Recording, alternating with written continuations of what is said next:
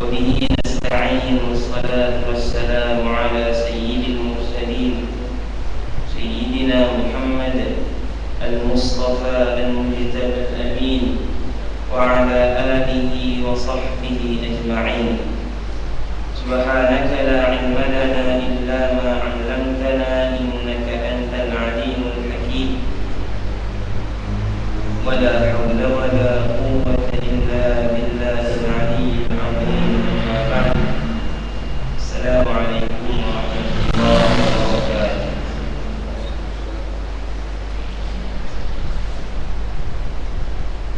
Alhamdulillah, hari ini kita dengan Sayyidina Talha bin Ubaidillah radhiyallahu ta'ala anhu, yang merupakan salah seorang daripada sahabat Nabi yang diberikan berita gembira tentang syurga,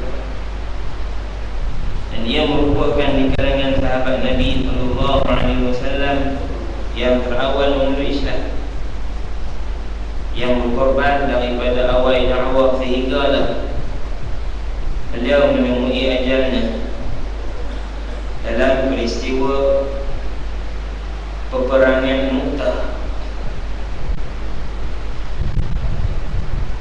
Para sahabat Nabi sallallahu alaihi wasallam yang kita baca tentang mereka adalah di kalangan orang yang Allah firmankan di dalam surah Al-An'am. Kata Allah Subhanahu wa ta'ala, "Faman yuridillahu an yahdiyahu yashrah sadrahu lil-Islam." Pertama, Allah sebut dua benda dalam ayat ini. Kata Allah, maka barang siapa yang Allah nak bagi hidayah, Allah mencampakkan hidayah ke dalam hatinya, Allah akan buka hatinya untuk menerima Islam.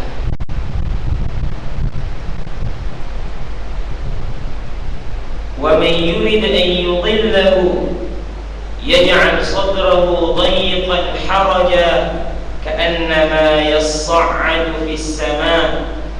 Dan barang siapa yang Allah nak sesatkan dia, Allah jadikan hatinya dengan Islam ini merasa sempit, tertekan, merasa terbeban, seolah-olah dadanya itu berombak, seperti mana kalau dia naik ke langit tanpa oksigen. Tekanan yang kuat.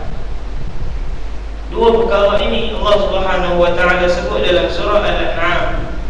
Zahirnya kita faham adalah kerja hidayah dan menyesatkan itu hak mutlak Allah, yang manusia ni tak boleh nak buat apa. Kira-kira kalau faham lagu itu, Allah ni zalim, pilih bahagian untuk terima Islam, pilih bahagian lagi untuk berada dalam kesesatan. Kata Allah, siapa yang Allah nak bagi hidayah, Allah buka hatinya kepada Islam. Iaitulah apabila hatinya tenang dengan Islam, dia boleh buat apa sahaja, dan dia akan duduk dalam Islam dan terima semua yang ada daripada Islam. Dan hidayah itu tidak datang begitu sahaja, hidayah itu perlu dicari. Bila kita mula memberi satu reaksi yang baik terhadap Islam, Allah akan terus mencampakkan nur, cahaya demi cahaya ke dalam hati kita. Sahabat pernah bertanya Nabi tentang ayat ini, "Ya Rasulullah, macam mana yang dikatakan seorang itu yashrah sadra, hatinya terbuka untuk Islam?" Kata Nabi, "Nurun, cahaya yang Allah campak ke dalam hatinya, lalu hati itu bercahaya terang dan dia terima apa saja dalam Islam, yang membebankan atau yang menyeronokkan, yang ringan, yang berat, yang ada dalam Islam, semua dia terima." Lalu para sahabat bertanya, adakah dia ada tanda-tanda dia, tanda-tanda hati seseorang itu menerima Islam dengan penuh terbuka? Kata Nabi, ada 3 benda. Kata Nabi, tanda-tanda orang itu hatinya Allah campak hidayah, dan dia terus kekal teguh pendirian dia dengan Islam. Pertama, al-inabatu ila daril khulud. Dia berusaha mencari bekal untuk akhirat. Kira-kira di dunia ni hidup dia untuk bekerja, beramal, apa dia dapat di akhirat. Yang kedua, dia mengelak daripada tenggelam dan dihanyutkan oleh kemewahan daril ghurur, dunia yang penuh dengan penipuan. Dan yang ketiga, al-isti'dadu lil maut qabla al-maut.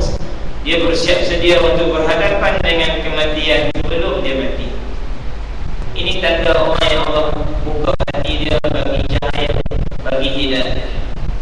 Kita boleh dapat tak? Boleh. Maknanya kita kena usaha ke arah tersebut. Kita kena lebihkan akhirat kita, iaitulah kita beramal, melakukan kebaikan. Apa sahaja yang menguntungkan akhirat kita, kita buat. Yang kedua, dunia kita hari ini bukan kita tak boleh ambil, boleh silakan. Nak jadi kaya macam mana sila.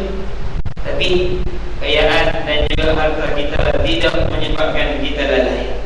Lalu kita boleh guna pada tempatnya.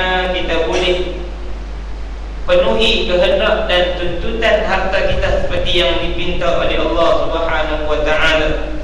Yang ketiga, kita bersiap sedia untuk mati sebelum kita mati. Macam kita nak pergi berjalan, kita siap dulu baru kita berjalan. Macam kita nak buat kenuri, rejuk, kita bersiap dulu, lepas itu baru jadi kenuri. Mana ada orang buat kenuri itu baru lalu jemput orang hari ni, apa orang tak ada lagi. Nak pergi berjalan jauh, apa pun tak siap. Tiba-tiba nak pergi je. Kematian demikianlah. Dalam kita mengingati mati, bersedia untuk mati, tidak menghalang kita bersungguh-sungguh dalam dunia kita. Kira-kira orang faham, kalau dah ingat mati, bila nak buat kerja dunia secara bersungguh-sungguh? Nak buat apa? Nak mati dah. Kena buat sungguh-sungguh. Kerana kita tak tahu nak mati bila. Tapi kena sedia tak? Kena. Sediaan untuk mati bukannya payah, bukan gaduh kita beli kain kapan, pergi ukur nak ukur tang mana. Misal kata imam ni, boleh tak kalau saya mati duduk celah kawan tu? Itu bukan kerja kita. Itu bukan persiapan mati. Sebab kita tak tahu kita nak mati kerana wala. Allah Subhanahu wa ta'ala kata, tidak akan mengetahui mana-mana jiwa bi ayyi ardin tamut. Ayat-ayat terakhir daripada surah Luqman. Kamu tak tahu kamu nak mati di mana. Yang tu bukan nak siap di segi kelengkapan matinya. Tak baik. Tapi nak siap di segi apa? Apa yang kita nak jawab ketika kita dikuburkan dan berada di alam barzakh, menanti kunjungan para malaikat untuk bertanyakan kita hal-hal kehidupan kita di dunia. Dan barang siapa yang Allah nak bagi dia sesat, hati dia akan menjadi terbeban dengan Islam. Kira nak buat yang ni payah, komen awak lah kena buat yang ni. Awak tak boleh ke kalau tak buat. Bila bercakap tentang Islam, dia melihat ia adalah satu perkara yang mempunyai unsur-unsur sekatan ke atas kehidupan. Unsur-unsur yang menyebabkan kita tak boleh enjoy atas kehidupan dunia ni. Cakap tentang Islamnya, payah. Ya ayyuhalladzina amanu dukhulu fis silmi kaffah. Wahai orang yang beriman, masuklah dalam Islam itu secara total. Macam mana secara total? Kita terjun ke semua. Jangan langkah sekerat. Langkah belah kaki dalam Islam, belah kaki hidup dalam. Kira kalau berat sikit, dia tarik balik kaki dia keluar. Tapi kalau seronok, dia tarik masuk. Bak lekat nak dapat, dia cukup seronok rajun masuk. Tapi bak lain nak kena tutup aurat lagi. Tak boleh nyanyi Gangnam Style, tak boleh. Dia keluar balik belah. Kemudian kalau kita terjun masuk ke semua kedua-dua kaki kita dalam Islam, kita kena terima semua yang ada dalam Islam. Sama ada ia membebankan kita pada zahirnya ataupun tidak. Namun Islam tidak membebankan orang yang menganut agama dia.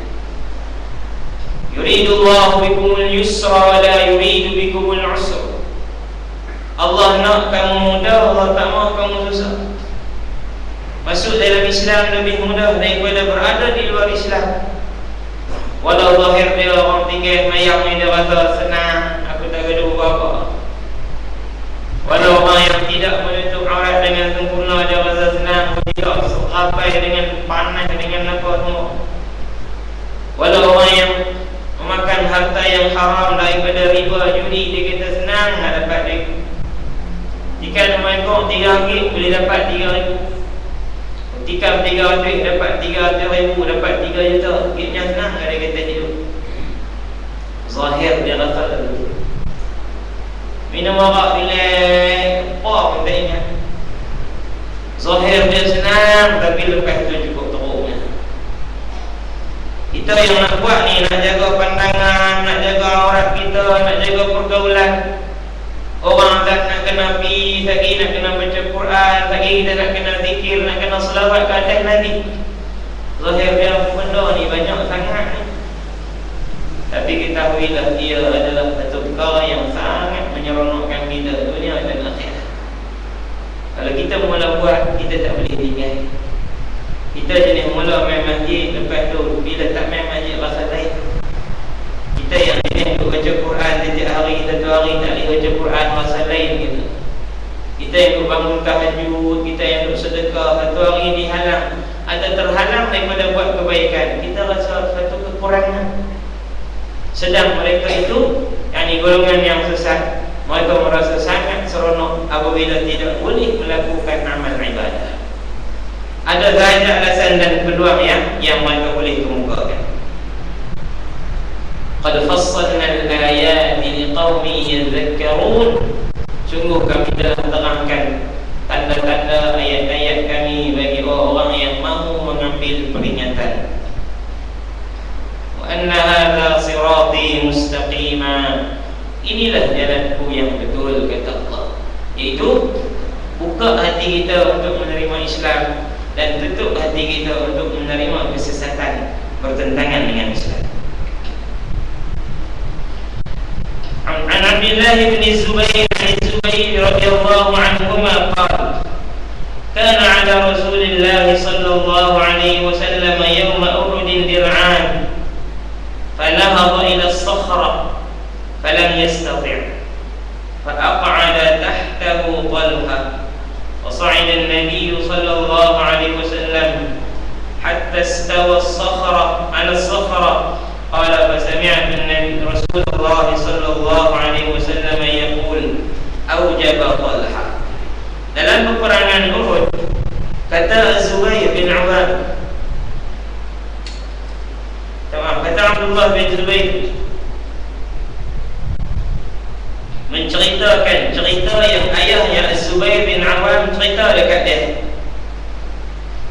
Abdullah bin Zubair ni kecil bila dia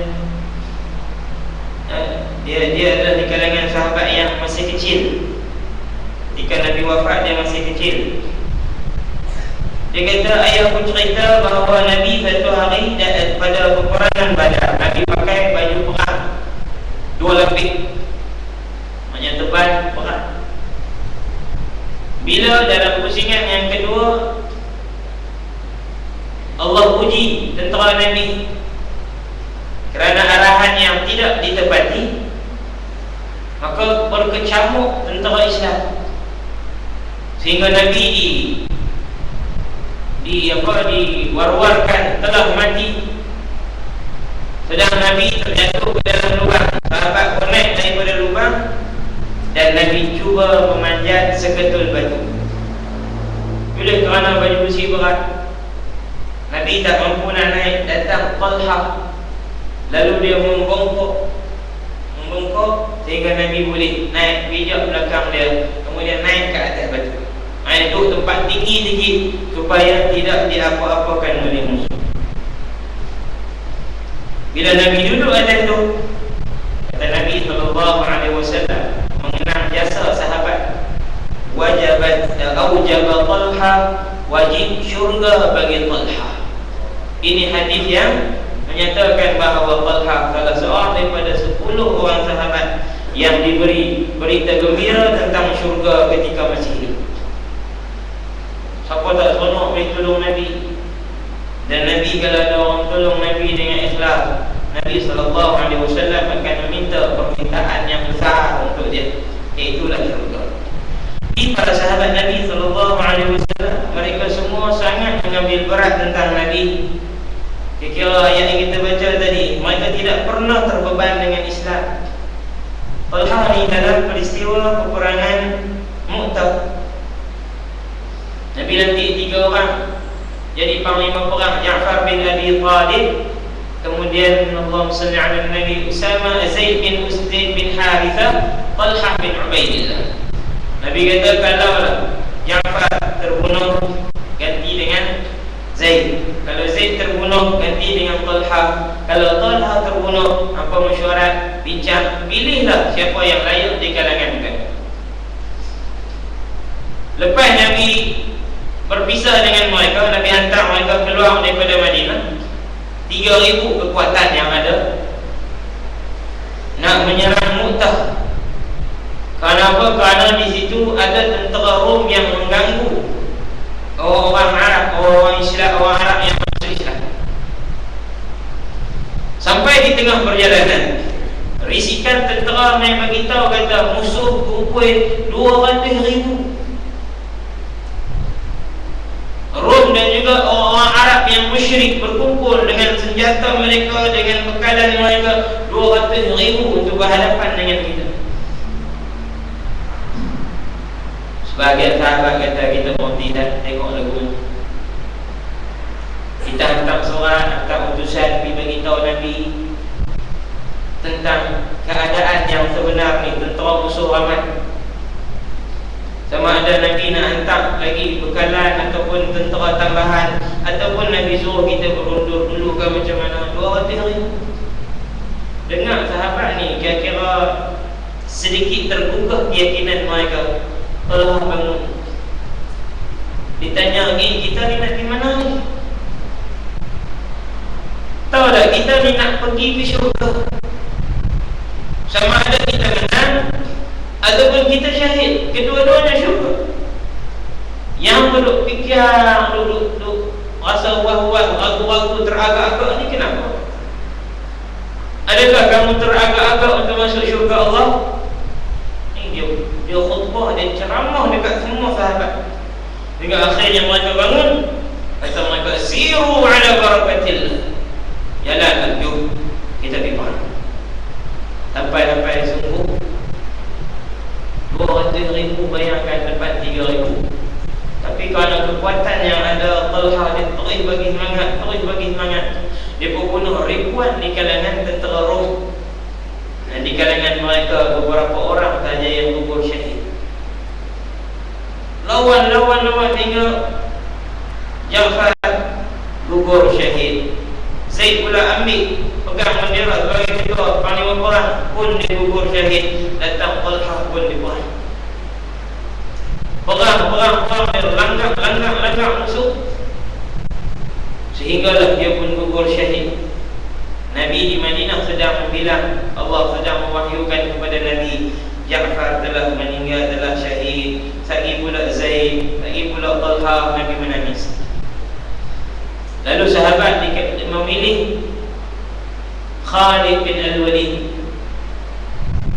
Dia buat strategi, dia hantar sebahagian tentera berkuda pergi ke belakang bukit, tak imai balik.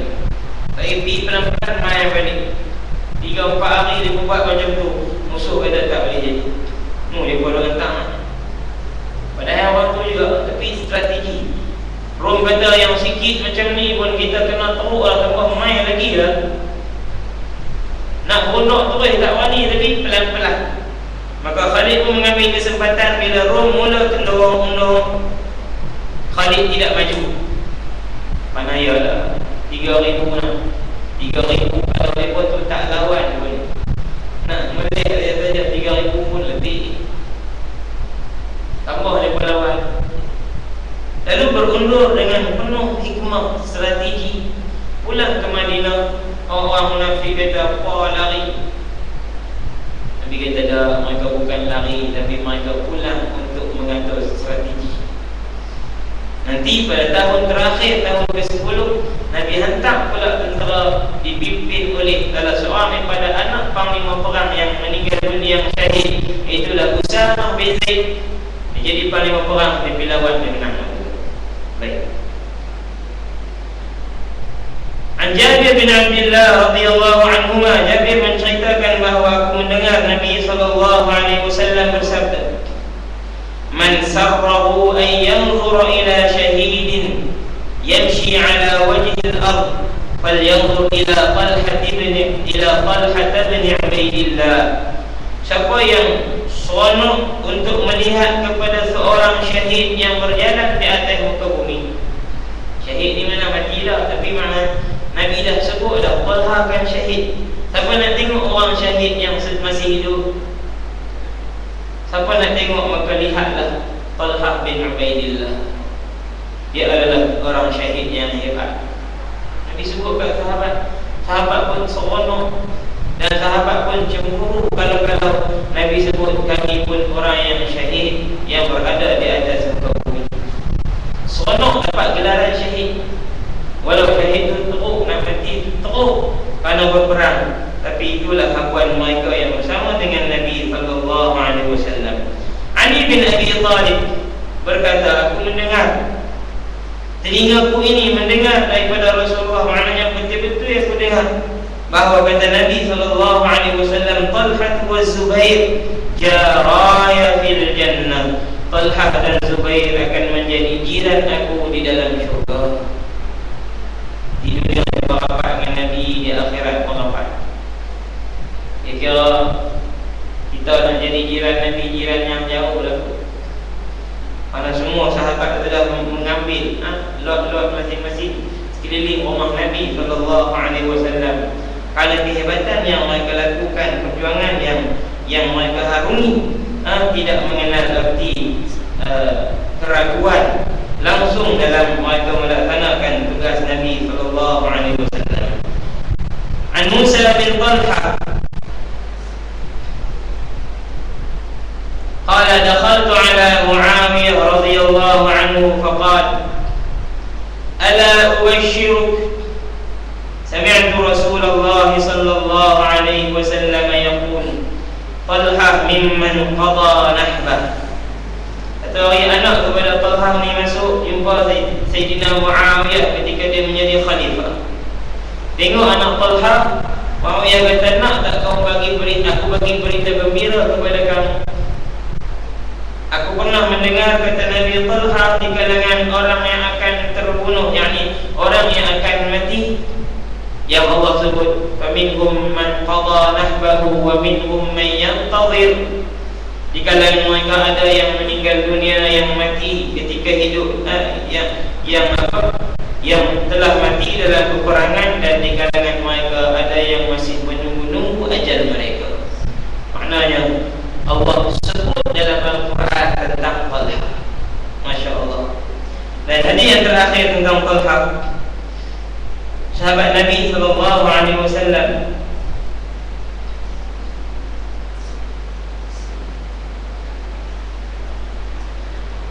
mereka pergi jumpa seorang Arabi, Arab Badui. Sahabat ni malu nak tanya Nabi direct. Setengah benda yang malu nak tanya. Bila malu dia macam ni, orang yang apa malu lagi. Itulah yang Arab Badui ni kalau tanya, kata ni, boleh tak ambil tanya Nabi, siapakah yang Allah sebut di kalangan mimman qada nahbah tu siapa? Di kalangan orang yang telah menyelesaikan tugasnya lalu Allah ambil nyawa dia. Bukan mati dalam betul tak, banyak mati dalam keadaan dia buat sesuatu yang besar. Arabi ni pun pergi tanya Nabi, dia Nabi tak jawab. Ditanya lagi, Nabi dia. Ditanya lagi, dia kata 3 kali. ثم إني اطلعت من باب المسجد وعلي ثياب خضر. Kemudian kata Talha, ini di hidup kita Talha, aku pun masuk ke dalam masjid. Sahabat lain duk kumpul, suruh orang Arab ni tanya Nabi, Arab Badui ni tanya Nabi, Talha tak ada. Jadi kawan ni tanya Nabi 3 kali, Nabi tak jawab. Tiba-tiba kata Talha, aku masuk dalam masjid memakai pakaian yang berwarna hijau. Bila Nabi melihat aku, Nabi kata, apa yang tanya tadi? Kawan ni pun angkat tangan, saya ya Rasulullah. Kata Nabi, hada mimman qada nahbah. Dia inilah di kalangan orang yang telah menyempurnakan tugasnya, kemudian Allah ambil nyawa dia. Maknanya mati dalam keadaan betul-betul hebat. Selesai tugas dia dengan Allah, tugas dia dengan Rasulullah, kemudian Allah matikan dia. Sonok kita kalau boleh begitu. Kita duduk bimbang ni, tugas kita tak selesai mati. Tugas tak selesai banyak, solat-solat kita, puasa-puasa kita, anak-anak kita, macam-macam tugasan yang Allah bagi. Tiba-tiba kita mati dalam keadaan tak selesai tugas kita, tak tahu kita nak jawab macam mana di hadapan. Tapi kalau kita boleh selesai macam sahabat ni, dia selesaikan semua urusan dia dengan Allah, dengan Rasulullah, kemudian dia syahid. Alangkah indahnya kematian tersebut dalam keadaan sangat bersiap sedia untuk bertemu dengan Allah Subhanahu wa ta'ala. Allah a'lam. InsyaAllah apa ini kita akan lihat seorang lagi di kalangan al-mubasysyirina bil jannah, orang yang mendapat berita gembira tentang syurga walau masih hidup. Itulah Az-Zubair bin Awam, yang beliau merupakan di kalangan sahabat yang Allah bagi umur yang panjang. Dia hidup sehinggalah pada zaman Sayyidina Ali terkorban dalam satu peperangan yang berlaku akibat daripada gangguan yang dibuat oleh orang munafik dan orang-orang Yahudi yang berlakon masuk Islam. Lalu tercetus peperangan antara tentera Sayyidina Ali dengan para sahabat yang berada di bawah pimpinan Sayyidatina Aisyah. Perselisihan faham yang ditimbulkan mengakibatkan kedua-duanya saling berperang. Fitnah yang cukup besar yang akan kita sentuh insyaAllah. Sallallahu ala Sayyidina Muhammad wa ala alihi wa sahbihi wa sallam. Alhamdulillah Rabbil Alamin.